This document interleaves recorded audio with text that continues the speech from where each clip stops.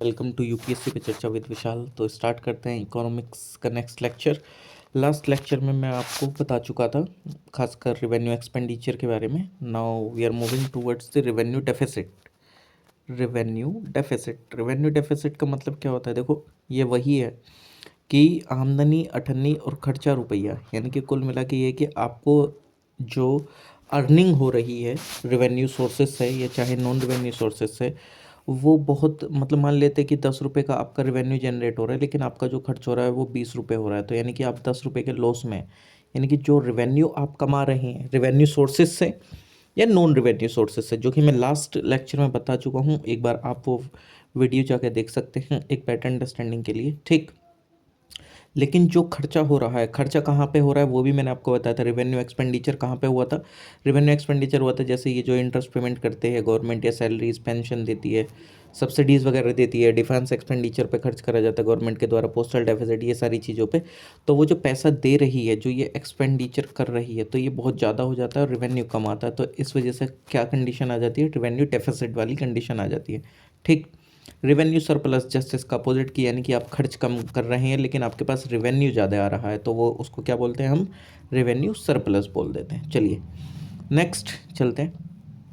एक next term आती है, वो है affective revenue deficit. Effective revenue deficit, effective revenue deficit, और इसको मैं आरडी लिख देता हूँ, इफेक्टिव रिवेन्यू डेफिसिट को। इसका मतलब क्या होता है कि ये एक न्यू टर्म है जो कि इंट्रोड्यूस करी गई थी बजट के अंदर में 2011-12 में। इसका बेसिकली क्या मतलब था कि ये रेवेन्यू डेफिसिट एक आपको डिफरेंस बताता है। ये जो रिवेन्यू रिसीट्स हैं और जो रिवेन्यू एक्सपेंडिचर, जो कि अभी मैंने पीछे डिस्कस करा, लेकिन ये जो इफेक्टिव रिवेन्यू डेफिसिट है ये क्या करता है? इसके अंदर में आपको सीधा सीधा एक चीज़ पता चल रही है। वो चीज़ क्या पता चल रही है कि भाई साहब, आपने मतलब जो भी रिवेन्यू डेफिसिट था, REV RD लिख देता हूँ, रिवेन्यू डेफिसिट, कि आपका जो पैसा आया था, पैसा जो आया था आपका रिवेन्यू रिसीट से आया था माइनस रिवेन्यू एक्सपेंडिचर। तो यानी कि आपका खर्च ज़्यादा हो रहा था, आ कम रहा था, तो वो रिवेन्यू डेफिसिट आ गया था। लेकिन इफेक्टिव वाले में आपको क्या चीज़ पता चलती है? मान लीजिए कि जो आप पैसा दे रहे हैं, वो आप पैसा किसको देते हैं? वो कई बार आप पैसा स्टेट गवर्नमेंट को भी देते हैं। अब वो जो स्टेट गवर्नमेंट है उससे तो वो कैपिटल क्रिएट कर रही है, यानी कि उसको तो आप अनप्रोडक्टिव पैसा नहीं कह सकते। यानी कि कुछ जो पैसा है जो आप एक्सपेंडिचर कर रहे हैं, यानी कि जो रिवेन्यू एक्सपेंडिचर में आप पैसा दे रहे हैं, तो वो ऐसा नहीं है कि वो सारा पैसा आपका इस तरीके से जा रहा है कि वो आपके लिए कोई एक एसेट क्रिएट नहीं हो रहा है। यानी कि एसेट इन द सेंस कि वो आपको कभी रिटर्न नहीं देगा, यानी कि वो अनप्रोडक्टिव पैसा तो बिल्कुल भी नहीं है। अब हमें कैसे पता चलेगा कि कितना पैसा मतलब एक प्रोडक्टिव वे में यूज़ हुआ है, कितना प्रोडक्टिव वे में नहीं यूज़ हुआ है कि नहीं? तो हर एक पैसे को जो भी रिवेन्यू एक्सपेंडिचर में खर्च हुआ है उसको एक अनप्रोडक्टिव वे में ट्रीट कर देना, वो भी एक सही चीज़ नहीं है। तो जो भी गवर्नमेंट ऑफ इंडिया पैसा देती है किसको? एक कैपिटल क्रिएशन में, यानी कि जो कोई भी एक कैपिटल क्रिएशन में पैसा जाता है, अगर हम उसको माइनस कर देते हैं इस रिवेन्यू डेफिसिट में से, तो हमारे पास निकल के आता है इफेक्टिव रिवेन्यू डेफिसिट। क्योंकि कैपिटल एसेट क्रिएट कर रहे हैं आप, तो वो अल्टीमेटली कभी ना कभी जाके आपको फ़ायदा तो क्रिएट करेगा ना। एसेट क्रिएट हो रहा है भाई वो आपके लिए, तो वो एक्सपेंडिचर में मत गिनो ना उसको, क्योंकि वो आगे जाके आपको रिटर्न देगा। तो रिवेन्यू डेफिसिट में से जिस टाइम पे हम ये जो कैपिटल एसेट बनाने में जो भी पैसा खर्च हुआ है उसको हम माइनस कर देते हैं, तब हम कौन सी टर्म पे पहुंचते हैं? वो है इफेक्टिव रेवेन्यू डेफिसिट। ये आपको एक सही मायनों में फिगर देता है। क्यों? क्योंकि जो आपने पैसा खर्च करा है वो कैपिटल एसेट पे भी तो क्रिएट करा है भाई, वो आपका ऐसा तो नहीं है कि वो आपको नुकसान ही प्रोवाइड करेगा, ठीक। तो इसलिए इफेक्टिव रेवेन्यू डेफिसिट पे हम आते हैं। फिर नेक्स्ट आता है आपका revenue budget. Revenue revenue budget ये क्या होता है basically? Revenue budget is just like ये कि आपका इनकम और जो एक्सपेंडिचर होती है रिवेन्यू की गवर्नमेंट के थ्रू, वो सारी चीज़ें इसमें रहती हैं। मतलब कुल मिला के कि कितना पैसा भाई कहाँ गया, कितना पैसा कहाँ से आया, वो सारी चीज़ें रहती हैं इसमें। यानी कि एक टोटल रिवेन्यू रिसीट्स और टोटल रिवेन्यू एक्सपेंडिचर का जो लेखा जोखा होता है, वो सारी चीज़ें इसके अंदर में जो पता चलती हैं वो रिवेन्यू बजट है। यानी कि कुल मिला के भाई कि आप अपने बजट के अनुसार चलेंगे ना। अब आपके पास आमदनी हो रही है 100 रुपये और आप खर्चा ऐसे थोड़ी कि 1000 रुपये कर देंगे, सारा लोन में ही लिए जाएंगे, तो फिर कैसे चलेगा? तो वो सारी चीज़ें एकदम प्रॉपर वे में बजटिंग वगैरह करके चीज़ें चलती हैं, तो उसको रिवेन्यू बजट बोल देते हैं। Now we are moving to the another budget that is known as capital budget. And what is capital budget? यानी कि जो कि कैपिटल क्रिएट कर रहा हो एक तरीके से, ठीक। पहले मैं आपको कैपिटल रिसीट बता देता हूँ, ठीक। कैपिटल रिसीट बताते हैं पहले हम आपको, कैपिटल रिसीट। रिसीट का मतलब तो यही है कि आपको कहीं ना कहीं से पैसा रिसीव हो रहा है, लेकिन वो एक ऐसा पैसा है जो कि आपके in the form of capital है। अब ये कौन सा पैसा है? जस्ट लाइक जैसे आपके लोन रिकवरी होती है, लोन की रिकवरी जो कर होती है गवर्नमेंट को, लोन की जो रिकवरी होती है, ये वन ऑफ द सोर्स है भाई कैपिटल एसेट्स का। यानी कि ये एक नॉन रिवेन्यू रिसीट है, यानी कि ये टैक्स के अलावा पैसा आ रहा है गवर्नमेंट के पास, ठीक है। टैक्स के अलावा ये जो पैसा आ रहा है ये एक नॉन रिवेन्यू रिसीट है, ठीक। लोन रिकवरी होना होता है, या जो कोई भी बोरोइंग करी गई है गवर्नमेंट के द्वारा, बोरोइंग करी गई है गवर्नमेंट के द्वारा एक लॉन्ग टर्म लोन ले लिए जाते हैं गवर्नमेंट के थ्रू। कंट्री के अंदर से भी ले सकते हैं और आउटसाइड द कंट्री भी ले सकते हैं। तो इनसाइड या आउटसाइड, आई एन इनसाइड और आउटसाइड, आउटसाइड मैंने क्यू बना दिया ओ की जगह, यानी कि आउटसाइड। इनसाइड या आउटसाइड आप दोनों तरफ से भाई बोरोइंग कर सकते हैं, इससे कोई फ़र्क नहीं पड़ता है। बट हाँ, जो कोई भी बोरोइंग करी जाती है गवर्नमेंट के थ्रू वो किस में आता है? कैपिटल रिसीट में। फिर तीसरा क्या आता है भाई? जो अदर रिसीट्स जो कि गवर्नमेंट के थ्रू गवर्नमेंट पैसा आता है, जस्ट लाइक जैसे प्रोविडेंट फंड के थ्रू, पोस्टल डिपॉजिट्स के थ्रू, या काफ़ी सारी जो स्मॉल सेविंग स्कीम्स रहती हैं, पीएफ प्रोविडेंट फंड हो गया, स्मॉल सेविंग स्कीम हो गया, गवर्नमेंट बॉन्ड्स हो गया, जीपी हो गया, ठीक। इंद्र विकास पत्र हो गया, ये इस तरीके की काफ़ी स्कीम चलती थी। तो उनके थ्रू जिस टाइम पे वो क्या करते हैं, गवर्नमेंट जो पैसा आता है बेसिकली, तो वो सारा पैसा भी किस में आता है? कैपिटल रिसीट्स में, ठीक। नेक्स्ट आता है capital expenditure. And what is capital expenditure? देखते हैं कैपिटल एक्सपेंडिचर को। कैपिटल एक्सपेंडिचर ये कौन सा पैसा होता है? बेसिकली जो भी मतलब लोन डिस्पर्स करा जाता है गवर्नमेंट के थ्रू, किसको? चाहे वो यूनियन टेरिटरीज़ हैं, पीएसयूज़ हैं, या फॉरेन कंट्रीज़ को जो भी लोन दिया जाता है, loan dispersal by government, loan dispersal by the government, ठीक। तो वो किस में आएगा? आपका कैपिटल एक्सपेंडिचर में। यानी कि पैसा खर्च हो रहा है ना, हम लोन दे रहे हैं सामने वाली कंट्री को, ठीक। तो जिस टाइम पे हमारी जेब से पैसा जाएगा तो वो खर्च ही तो हो रहा है। फिर लोन का रीपेमेंट जो करा जाता है हमारे द्वारा, गवर्नमेंट के द्वारा, लोन का रीपेमेंट ऑब्वियसली बात है भाई, अगर आपने पीछे लोन लिया है जो कि आपने कैपिटल रिसीट में काउंट करा था, उसका रीपेमेंट कौन करेगा? और जिस टाइम पे आप उसका लोन का रीपेमेंट करेंगे तो वो किस में आएगा? वो आएगा आपके कैपिटल एक्सपेंडिचर में, ठीक।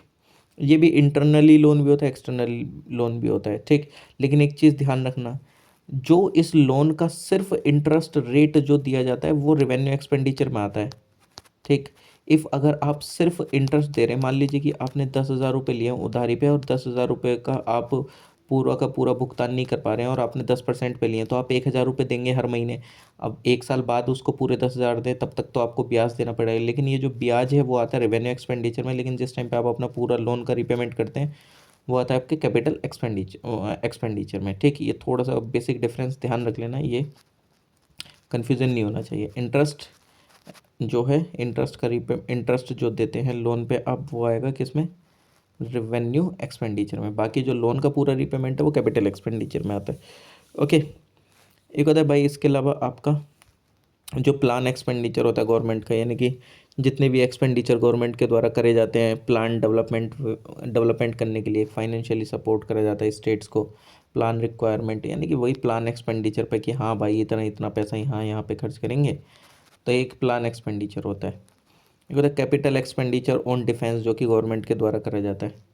ये एक नॉन प्लान एक्सपेंडिचर हो जाता है कई बार, क्योंकि काफ़ी चीज़ें कई बार प्लान नहीं होती हैं, लेकिन emergency type of condition, emergency type of situations में बहुत सारी चीज़ें करनी पड़ जाती हैं, तो डिफेंस पे जो भी पैसा खर्च कर देते हैं, ओके। या जनरल सर्विसेज पे, जस्ट लाइक जैसे education, rural extension, water supply, इन सारी चीज़ों पे जो पैसा खर्च होता है वो भी आपका कैपिटल एक्सपेंडिचर में आता है। जनरल सर्विसेज, जीएस लिख दिया मैंने इसको, जनरल सर्विसेज। या कुछ अदर लाइबिलिटीज़ होती है गवर्नमेंट की, उस पर जो पैसा खर्च होता है, जस्ट लाइक पीएफ की लाइबिलिटीज़ वगैरह हो गई गवर्नमेंट के ऊपर पे, तो उस पर पैसा खर्च होगा, तो वो भी एक कैपिटल एक्सपेंडिचर है। Now we are moving to the another term that is known as the capital deficit. And what is capital deficit? Capital deficit is nothing, capital deficit is equal to कि जो भी आपका पैसा आया है, यानी कि आमदनी आपको कितनी हुई है और खर्चा कितना हुआ है वो, यानी कि अगर आपका जो एक्सपेंडिचर है, कैपिटल एक्सपेंडिचर CX ज़्यादा हो जाता है किससे, कैपिटल रिवेन्यू से, तो तब आपके सिचुएशन कौन सी आती है भाई साहब, capital deficit. And when it is capital surplus, surplus कब होता है, जिस टाइम पे आपका कैपिटल रिवेन्यू ज़्यादा हो जाता है कैपिटल एक्सपेंडिचर से, यानी कि आपका पैसा कम खर्च हो रहा है। Now the situation is known as the capital surplus. Okay, capital deficit when it is capital expenditure is greater than the capital revenue is known as capital deficit, and when capital revenue is greater than the capital expenditure, then the situation is known as the capital surplus. Okay, and now what is capital budget? Capital budget is nothing more like that ki the total capital budget is equal to the total estimate of revenue, total estimate of capital revenue and the total estimate of capital expenditure is known as the capital budget. Okay, सारा लेखा जोखा आपका किस चीज़ का भाई, capital revenue कितना आया है, कैपिटल एक्सपेंडिचर कितना खर्च हुआ है, वो सारा लिखित में जो प्रमाणित है वो सारा आपका कैपिटल बजट, यानी कि एक प्लानिंग के थ्रू चीज़ें करते हैं ना।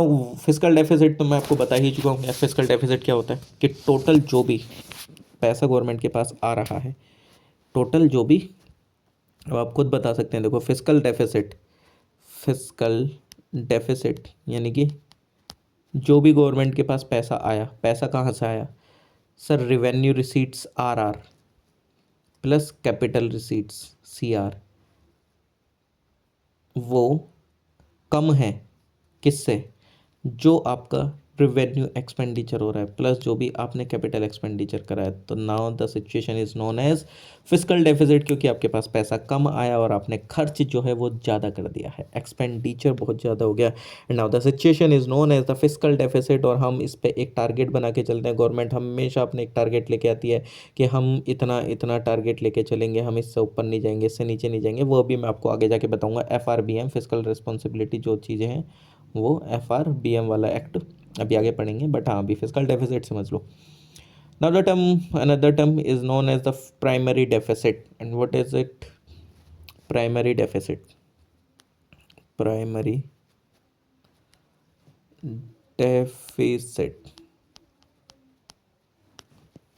प्राइमरी डेफिसिट का मतलब होता है कि जो फिस्कल डेफिसिट में से एक्सक्लूड कर दें आप इंटरेस्ट लाइबिलिटीज़ एक ईयर, एक साल की, तो वो आपका क्या आ जाता है, प्राइमरी डेफिसिट। यानी कि कुल मिला के ये है कि फिस्कल डेफिसिट में तो आपके सारे तरीके के लोन आ गए जिस पे भी आप इंटरेस्ट पेमेंट कर रहे हैं, तो उससे हमें एक अंदाज़ा नहीं लग पाता कि भाई गवर्नमेंट जो है वो डेफिसिट में क्यों चल रही है, उसको वो पैसा खर्च कहाँ कहाँ कर रही है। तो जिस टाइम पे आप एक्सक्लूड कर देते हैं अपने फिस्कल डेफिसिट में, एक्सक्लूडिंग इंटरेस्ट लाइबिलिटीज़, यानी कि जो भी आप लोन वगैरह पे इंटरेस्ट दे रहे हैं यार, क्योंकि फिस्कल डेफिसिट में तो आपका सारी चीज़ें काउंटेड है ना, कि इंटरेस्ट वगैरह का पैसा ये सब, तो हमें उससे अंदाज़ा नहीं लग पाता कि कितना पैसा भारत सरकार लोगों के लिए खर्च कर रही है। तो प्राइमरी डेफिसिट में क्या होता है कि आप जितने भी ये इंटरेस्ट का पैसा है लोन वगैरह का, अलग अलग लोन्स पे, उसको जब आप फिस्कल डेफिसिट में माइनस कर देते हो तो तब आपको एक बेटर फिगर मिल जाती है कि हाँ भाई ये जो पैसा है ये यहाँ यहाँ खर्च हुआ है। हमको अंदाज़ा नहीं लग पाता क्योंकि हमारा जो लोन का पैसा ही इतना चला जाता है। तो एक्चुअल जो फिगर होती है वो तभी आपको पता चल पाती है प्राइमरी डेफिसिट के उससे, कि भाई ये जो सरकार ने पैसा है ये यहाँ पे इतना एक्सपेंडिचर करा, यहाँ पे इतना एक्सपेंडिचर करा। ओके, तो आई होप यू अंडरस्टैंड। चलिए now we are moving to the another term and that is known as primary surplus, primary surplus, primary surplus, primary surplus। And primary surplus क्या, ये वो सिचुएशन है जिस time, ये वो situation है budgeting process में जहाँ पे जो टैक्स रिसीट है गवर्नमेंट की वो हायर देन हो जाती हैं उसके टोटल एक्सपेंडिचर से, एक्सक्लूडिंग इंटरेस्ट पेमेंट। यानी कि this is the situation when the tax receipt, tax receipts, tax receipt जो होती हैं गवर्नमेंट की वो हायर देन हो जाती हैं जो टोटल एक्सपेंडिचर होता है, एक्सपेंडिचर होता है इंटरेस्ट रेट को निकालने के बाद। इंटरेस्ट रेट तो आपने निकाल दिया, मतलब एक तो आपका टोटल एक्सपेंडिचर था लेकिन इसके अंदर में ये इंटरेस्ट रेट भी था, लेकिन आपने इस इंटरेस्ट रेट को निकाल दिया, उससे आप एक टोटल एक्सपेंडिचर पे पहुंचे।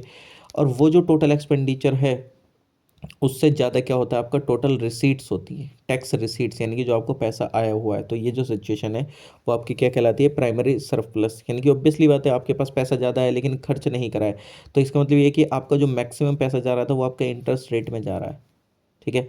तो जिस टाइम पे हम टोटल एक्सपेंडिचर में से ये इंटरेस्ट का पेमेंट साइड में हटा के देखते हैं, तो हमें पता चलता है कि भाई जो हमारा रेवेन्यू टोटल आ रहा था वो उतना खर्च ही नहीं हो रहा है। तो यानी कि टोटल टैक्स रिसीट ज़्यादा आ रही है, एक्सपेंडिचर खर्च कम हो रहा है। लेकिन जिस टाइम पे हम लोन का इंटरेस्ट भी काउंट कर लेते हैं तो उस टाइम पे तो हमारा एक्सपेंडिचर बढ़ ही जाता है। तो ये एक प्राइमरी सरप्लस टाइप सिचुएशन बताता है आपको कि कौन सा पैसा कहाँ कितना कैसे खर्च हुआ। ठीक। चलिए नेक्स्ट आगे चलते हैं। ओके,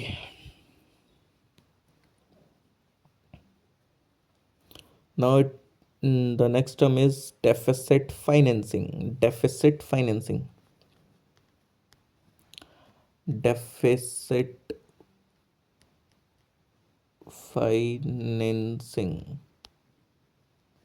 डेफिसिट फाइनेंसिंग का मतलब क्या होता है बेसिकली, मान लीजिए कि आप भाई दिल्ली रह रहे हैं और आपके घर से आपके पास पैसा आ रहा है 10,000 रुपये, लेकिन आपका खर्चा हो गया है 15,000 रुपये। तो ये 5,000 रुपये कहाँ से मैनेज करेंगे, आप 5,000 रुपये की बोरोइंग करेंगे। और वो बोरोइंग किससे करेंगे, अपने फ्रेंड से। जब आपने 5,000 रुपये की बोरोइंग कर लिए तो आप 15,000 रुपये पूरा मैनेज कर लिए। अब धीरे धीरे आप इसका पैसा दे देंगे, कोई दिक्कत नहीं है। और सरकार का जिस टाइम पे ये सिचुएशन आ जाती है तो उस टाइम पे वो क्या करती है, ऑब्वियसली बात है उसको भी फाइनेंसिंग करने की ज़रूरत है, उसको भी पैसे की ज़रूरत है भाई, क्योंकि उसका खर्चा बहुत ज़्यादा हो रहा है। और सरकार का जब खर्चा बहुत ज़्यादा हो रहा है तो वो पैसे कहाँ से लेके आए, तो वो अलग अलग तरीक़ों से पैसे लेना स्टार्ट करती है। तो वो कैसे क्या करती है, देखो, एक्सटर्नल एड्स के थ्रू उसके पास पैसा आता है, यानी कि जो बाहर से एड मिलती है, बाहर की कंट्रीज़ वगैरह दे देती हैं कई बार एड की, इंफ्रास्ट्रक्चर ये सब डेवलप कर लीजिए बेहतर वे में। ठीक। उसके अलावा वो क्या करती है, या तो एक्सटर्नल बोरोइंग करती है, एक्सटर्नल बोरोइंग करती है, यानी कि बाहर से उधारी पे पैसा लेना। ठीक है, बाहर से उधारी पे पैसा लेना। एक्सटर्नल बोरोइंग फॉरेन करेंसी में होती है। ठीक, जो कि एक एक्स्ट्रा एज दे देता है गवर्नमेंट को स्पेंड करने में। क्यों, क्योंकि अगर उसको मतलब जस्ट लाइक इसने बाहर से बोरो करा है, डॉलर में कर लिया, तो अब इजीली ये कहीं से भी ट्रेड कर सकता है। ठीक, ऑब्वियसली बात है कि इसको चेंज वगैरह ये सारे झंझट उंझट नहीं करने पड़ेंगे, फॉरेक्स रिजर्व टाइप से इसके पास आ जाएंगी चीज़ें। ठीक, जो इसका ऑलरेडी फॉरेक्स रिजर्व है वो डाउन नहीं होगा, लेकिन बाहर से लोन ले लिया तो वो डॉलर वॉलर आ गया। ओके। और प्रीफर करते हैं कि मैनी मैनी टाइम्स की ये इंटरनल बोरोइंग करें। तो एक्सटर्नल बोरोइंग भी होती है, इंटरनल बोरोइंग भी होती है। इंटरनल बोरोइंग कई बार होती है क्राउडिंग आउट इफेक्ट के थ्रू, यानी कि गवर्नमेंट बोरिंग कर लेती है बैंक वगैरह से भी। ठीक। तो वो चीज़ हो जाती है। इसके अलावा इंटरनल जो बोरिंग है उसके भी अलग अलग टाइप्स हैं, कई बार बॉन्ड वगैरह के थ्रू भी ले लेती है, या पब्लिक एंड कॉरपोरेट सेक्टर्स का इस्तेमाल कर लेती है। ठीक, बहुत सारी चीज़ें हैं। या भाई प्रिंटिंग कर लेती है करेंसी को। एक आपने सीनियर एज सुना होगा, प्रिंटिंग करेंसी। सीनियर एज में क्या होता है यार, आप खुद सोचो।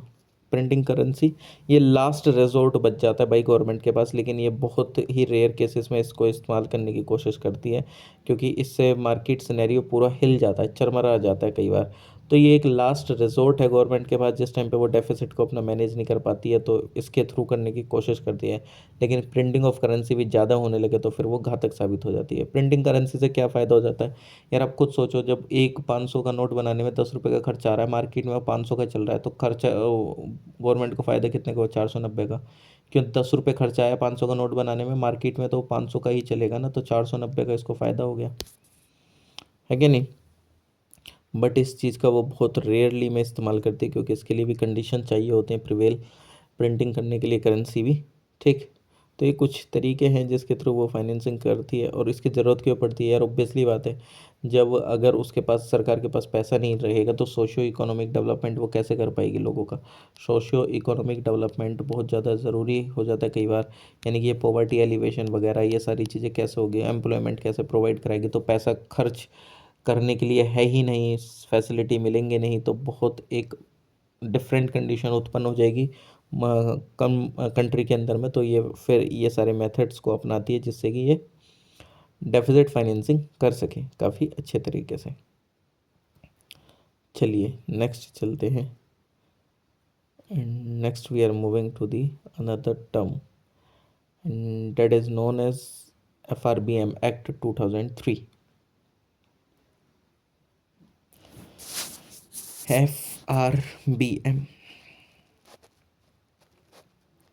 FRBM एक्ट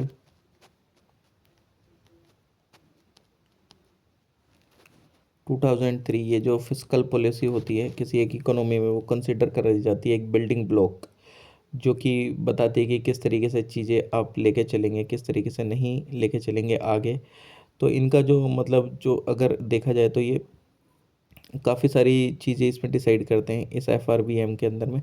हालांकि मैं बता दूं, FRBM बिल 2000 में आया था, जो कि पास कर दिया गया था पार्लियामेंट के द्वारा। सारी पॉलिटिकल पार्टीज़ ने इसके फेवर में वोट वोट करे थे। और मेन हाइलाइट्स क्या हैं इसकी, अगर देखा जाए तो ये मेजर्स करती है कि वो रिड्यूस करे फिस्कल एंड रेवेन्यू डेफिसिट को। ये बेसिकली लाया गया था कि जिससे कि ये एम करे रिड्यूस करने के लिए fiscal and revenue deficit, fiscal plus revenue deficit को कम करने के लिए, यानी कि उसको काफ़ी फोकस वे में लेके चले। ठीक। इसके अलावा ये एम करती है कि भाई एनुअल टारगेट क्या होगा, वो एनुअली टारगेट क्या लेके चलेगी अपने फिस्कल डेफिसिट का, कि कितना रहना चाहिए कितना नहीं रहना चाहिए। ठीक। एक टारगेट, एनुअल टारगेट बेस्ड चीज़ें लेके चलनी है। और ये कोशिश करती है कि गवर्नमेंट ऑफ इंडिया को बोरो ना करना पड़े RBI से। हालांकि एक RBI से ये लेती है पैसा WMA के थ्रू, यानी कि वेज एंड मीन्स एडवांसेस, वो हम अभी आपको बताएंगे, वेज एंड मीन एडवांसेस के थ्रू। और बाकी ये सोचती है कि RBI से और किसी तरीके से पैसा ना लेना पड़े चीज़ों को आगे बेहतर वे में लेके चलने के लिए। तो ये 3 स्टेटमेंट लेके आती है पार्लियामेंट के सामने हर साल। और वो 3 स्टेटमेंट क्या हैं, एंड वो 3 स्टेटमेंट हैं fiscal policy strategy statement, fiscal policy strategy statement करके स्ट्रेटेजी स्टेटमेंट है। और इसके अलावा लेके आती है वो medium term fiscal policy statement, medium term fiscal policy statement, FPS लिख देता हूँ। और फिर आता है macro economic framework statement, macro economic framework statement, FS लिख देता हूँ। ठीक। तो बेसिकली इसी के ऊपर चीज़ें चलती है कि मतलब वो बताते हैं अपने टारगेट्स वगैरह कि भाई फिस्कल पॉलिसी का ये स्ट्रेटजी स्टेटमेंट है हमारा, मिड टर्म का ये है, मैक्रो इकोनॉमिक्स को लेके इतना है, जिससे कि हम एक बेहतर वे में फिस्कल पॉलिसी को लेके चलेंगे और अपने डेफिसिट को कम करने की पूरी कोशिश करेंगे। तो ये हर साल गवर्नमेंट अपना पूरा ये लेखा जोखा लिख के लेके आती है। ठीक। FRBM रिव्यू कमेटी भी है, जिसके अंदर में 5 मेंबर कमेटी होती है और इसकी रिपोर्ट भी आती है। ठीक। ये जो रिपोर्ट है ये पब्लिक डोमेन में भी आ जाती है, मतलब अभी तो शायद अभी तो नहीं आई, ये आती है वैसे शायद बजट के उसमें। और ये इलेबोरेट एक्सरसाइज करती है, रिकमेंड करती है सस्टेनेबल डेट पाथ वगैरह की, किस तरीके से वो लेके चलेगी, किस तरीके से नहीं लेके चलेगी। ठीक। चलिए।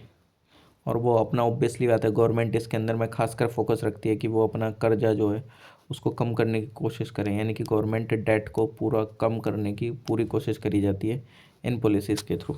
ठीक। तो इसको ध्यान रख लेना। ओके। चलिए। और लिमिट करते हैं कि भाई यार गवर्नमेंट का जो एक्सपेंडिचर है उसको लिमिट करा जाए। ठीक। अलग अलग कंट्रीज़ भी इस तरीके की काफ़ी सारी चीज़ें लेके आई, जैसे न्यूजीलैंड भी लेके आई थी, न्यूजीलैंड भी लेके आई थी इस तरीके से, जर्मनी, चिली वगैरह मैस्ट्रिक ट्रीटी वगैरह करके चलती है। एक बहुत सारी कंट्रीज़ ने भी ये सारी चीज़ें लेकर आई, क्योंकि जब गवर्नमेंट की फिस्कल पॉलिसी अच्छी नहीं चलेगी तो फिर भाई डेट का बर्डन तो बढ़ता रहेगा ना, और कुछ भी चीज़ें आप अच्छे से पैसे का इन्वेस्टमेंट नहीं कर सकते। ठीक। ओके। इसके अलावा हम आपको बताते हैं कि देखो, एक ज़ीरो बेस्ड बजटिंग भी लेके आई थी गवर्नमेंट।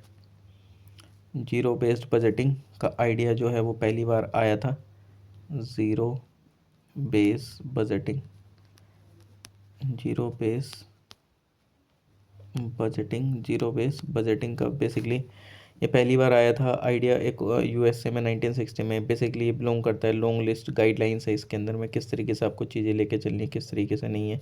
जीरो बेस बजटिंग एक एलोकेशन रिसोर्सेज का एजेंसीज को उनके पीरियडिक रिवैल्यूएशन करके उनकी एजेंसीज के द्वारा कि किस किस पे किसका कैसा कितना पैसा देना है और कौन से प्रोग्राम को आप मतलब टर्मिनेट कर सकते हैं, कौन से प्रोग्राम आप लेके चल सकते हैं, कौन सा नहीं, किस तरीके से आपको मतलब क्या आपको स्पेंड करना चाहिए, यानी कि शुड बी स्पेंड, ठीक, how much we spend, how much we spend, where should be spend, यानी कि ये क्वेश्चन को टैकल आउट करा जाता है, क्या हमको भाई खर्च करना चाहिए पैसा इस स्कीम पे, कितना करना चाहिए और कहाँ कहाँ खर्च करना चाहिए।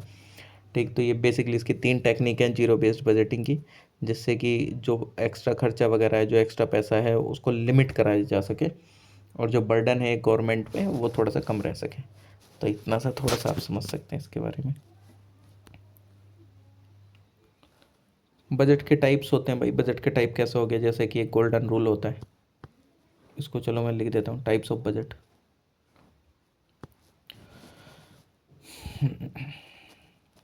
Types of budgets.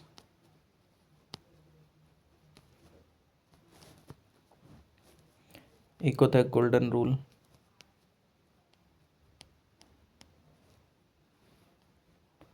एक होता है बैलेंस्ड बजट, बैलेंस्ड बजट, एक होता है जेंडर बजटिंग, जेंडर बजटिंग।